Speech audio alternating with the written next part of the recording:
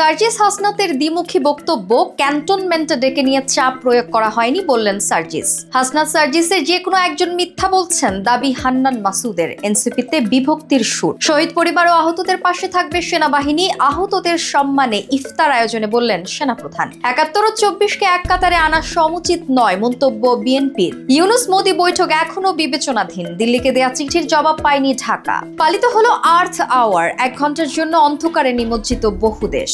Drama queen না হয়ে Diva queen হওয়া ইঙ্গিতপূর্ণ পোস্ট অপু বিশ্বাসের। ভারতে ভোগান্তির শিকার হামজা জামালরা ম্যাচ ভেন্যুতে মেলেনি অনুশীলনের অনুমতি। আমি জানিয়ে আপনারা দেখছেন টাইমস ফ্ল্যাশ।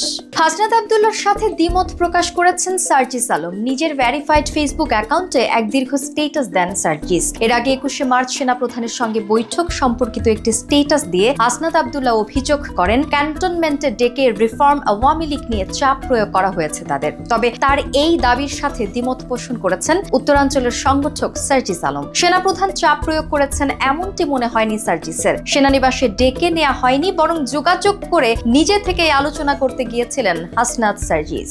হাসনাত সার্জিসের যে কোনো একজন মিথ্যা কথা বলছেন, এটা চলতে পারে না। এনসিপির দুই মুখ্য সংগঠককে ইঙ্গিত করে এমন মন্তব্য করেছেন জাতীয় নাগরিক পার্টির যুগ্ম মুখ্য সমন্বয়ক আব্দুল হান্নান মাসুদ। সেনাপ্রধানকে নিয়ে হাসনাত সার্জিসের দ্বিমুখী বক্তব্যের প্রেক্ষিতে এমন মন্তব্য করেছেন তিনি। হাসনাত আব্দুল্লাহর দেয়া স্ট্যাটাসের সাথে কিছুটা দ্বিমত পোষণ করে স্ট্যাটাস দেন সার্জিস আলম। সেই স্ট্যাটাসের কমেন্টে হান্নান মাসুদ অভিযোগ করে লেখেন, পাবলিকলি বলছি দুইজনের একজন মিথ্যে বলছেন, এটা চলতে পারে না। মানুষ এনসিপি কে নিয়ে যখন স্বপ্ন বুনছে তখন এভাবে এনসিপি কে বিতর্কিত করার কাদের এজেন্ডা? সরি, আর চুপ থাকতে পারলাম না।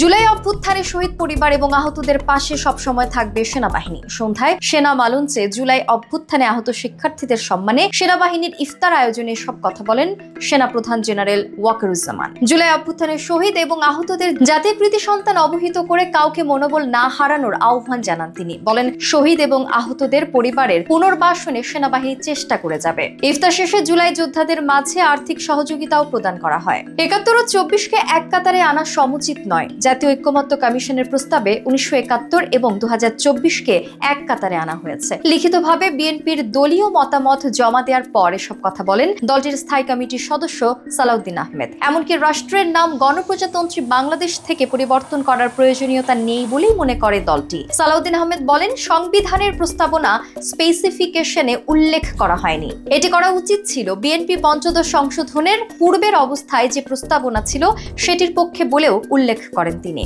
ডক্টর ইউনূসের সঙ্গে নরেন্দ্র মোদীর বৈঠকের সম্ভাবনা শেষ হয়ে যায়নি, এটি এখনো বিবেচনাধীন, এমনটাই জানিয়েছেন ভারতের পররাষ্ট্রমন্ত্রী এস জয়শঙ্কর। থাইল্যান্ডে অনুষ্ঠিতব্য বিমস্টেক সম্মেলনের সাইড লাইনে দুই নেতার একান্ত বৈঠকের বিষয়টি নিয়ে আলোচনা চলমান বলেও জানান তিনি। তবে পররাষ্ট্র উপদেষ্টা তৌহিদ হোসেন জানিয়েছেন, বৈঠক নিয়ে ঢাকার দেয়া চিঠির এখনো জবাব দেয়নি দিল্লি। এ প্রসঙ্গে উপদেষ্টাকে প্রশ্ন করা হলে তিনি বলেন, কোনো উত্তর আসেনি, আমরা তো জানালাম মাত্র। বিশ্বজুড়ে পালিত হলো আর্থ আওয়ার।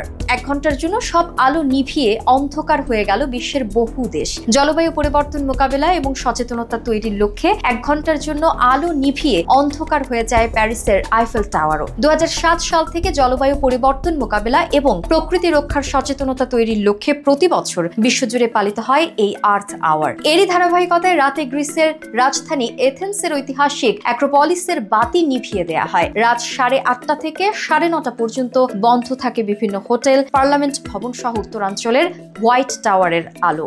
এই আয়োজনে অংশ নেয় ভারত, হংকং, তাইওয়ান, যুক্তরাষ্ট্র ও পর্তুগাল সহ আরো অনেক দেশ।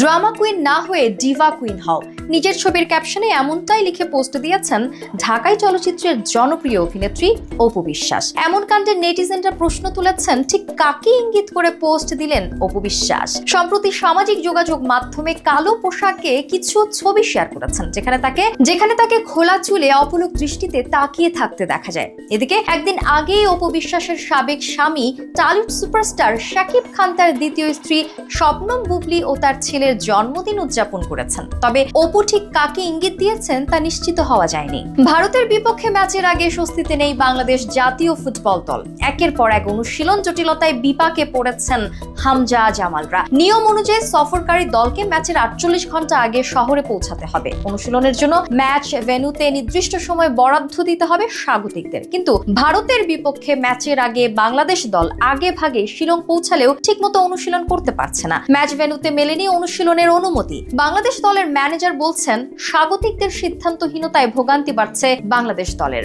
এরকম আরো তথ্য পেতে চোখ রাখুন বাংলাদেশটাইমস.com-এ। ধন্যবাদ।